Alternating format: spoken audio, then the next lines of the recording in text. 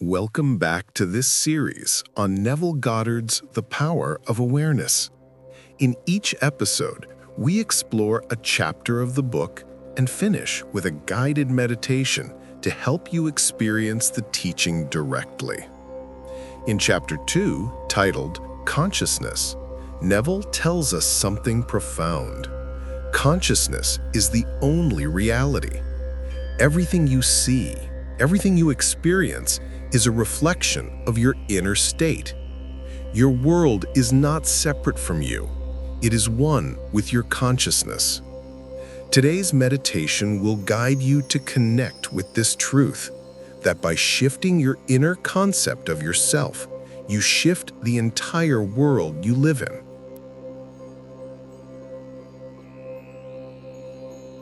Let me now read for you the second chapter of Neville Goddard's The Power of Awareness. This chapter is titled Consciousness, and it reveals the fundamental truth that consciousness is the only reality. Chapter 2, Consciousness. It is only by a change of consciousness, by actually changing your concept of yourself, that you can build more stately mansions, the manifestations of ever higher and higher concepts. Manifestation, in this context, means experiencing in your world the results of these concepts. It is of the utmost importance to understand clearly what consciousness is. The reason lies in the fact that consciousness is the one and only reality. It is the first and only cause substance of the phenomena of life.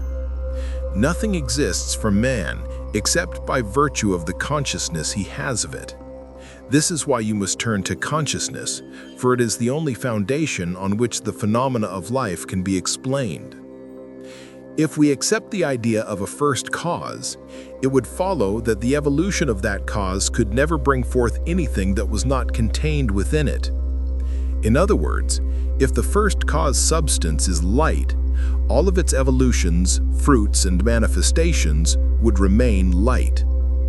Since the first cause substance is consciousness, all of its evolutions, fruits, and phenomena must remain consciousness. Everything observed is simply a form or a variation, higher or lower, of the same thing. In other words, if your consciousness is the only reality, then it must also be the only substance. Therefore, what appears to you as circumstances, conditions, and even material objects is in reality nothing but the product of your own consciousness. Nature must therefore be rejected as an element or as a complex of elements existing outside your mind.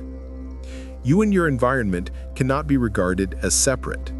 You and your world are one. Therefore, if you truly desire to know the cause of life's phenomena, and to use this knowledge to realize your dearest dreams, you must turn away from the objective appearance of things and focus on their subjective center, your consciousness. Amid the apparent contradictions, antagonisms, and contrasts of your life, only one principle is at work. Only your consciousness is operating. The difference does not lie in a variety of substances, but in a variety of arrangements of the same cause substance, your consciousness. The world moves under necessity without motive. This means it has no motive of its own, but is compelled to manifest your concept, the arrangement of your mind. And your mind is always arranged in the likeness of whatever you believe and consent as true. The rich man, the poor man, the beggar, and the thief are not different minds, but different arrangements of the same mind. Just as a piece of steel, once magnetized, does not differ in substance from its demagnetized state, but only in the arrangement and order of its molecules. A single electron revolving in a specified orbit constitutes the unit of magnetism. When a piece of steel or other substance is demagnetized, the revolving electrons have not stopped. Magnetism has not disappeared. There has simply been a rearrangement of the particles so that they produce no outward perceptible effect.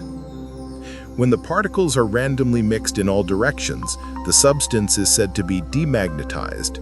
But when the particles are arranged in order so that a number of them turn in the same direction, The substance is a magnet.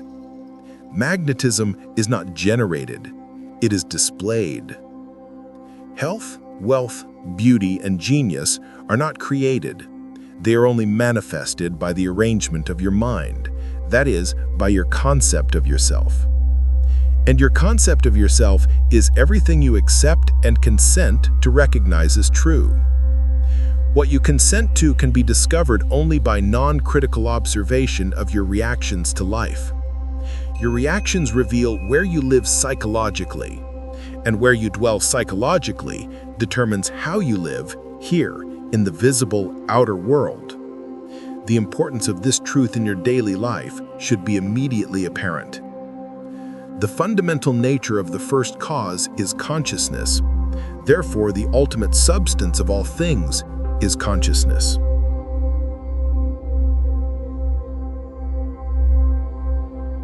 Now, close your eyes. Take a deep breath in and gently exhale. Allow your body to relax and let your attention turn inward.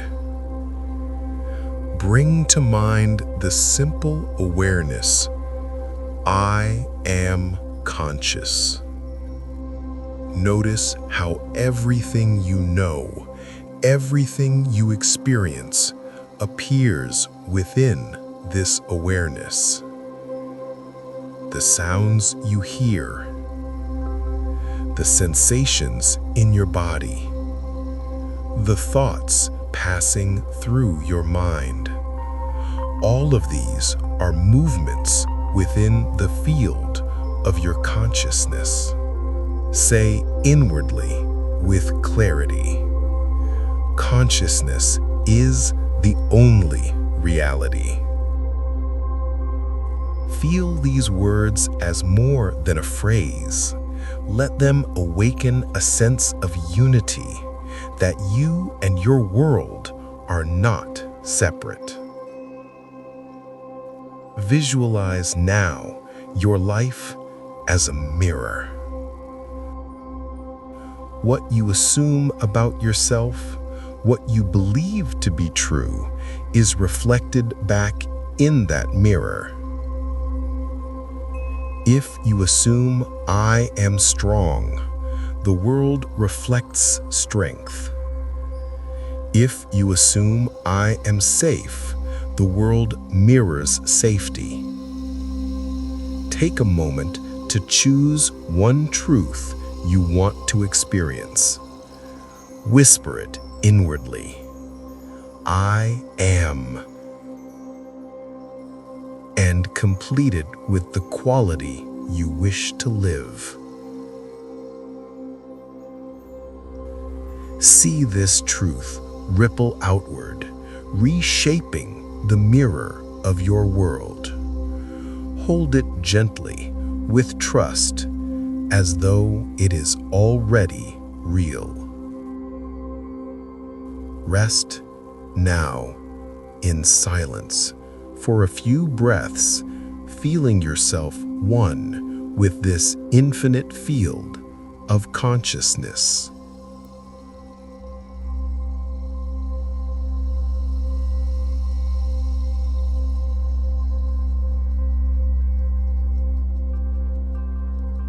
Slowly return to your breath. Feel your body, your hands, your feet. And when you are ready, gently open your eyes. Remember, everything you experience is a reflection of your consciousness. By choosing a higher concept of yourself, you shape a higher experience of life. Thank you for joining me in this meditation on Chapter 2, Consciousness. If you found this practice meaningful, please like the video, subscribe, and share it with those on the same path. In the next video, we'll continue with Chapter 3, Power, discovering the creative force within you. See you soon.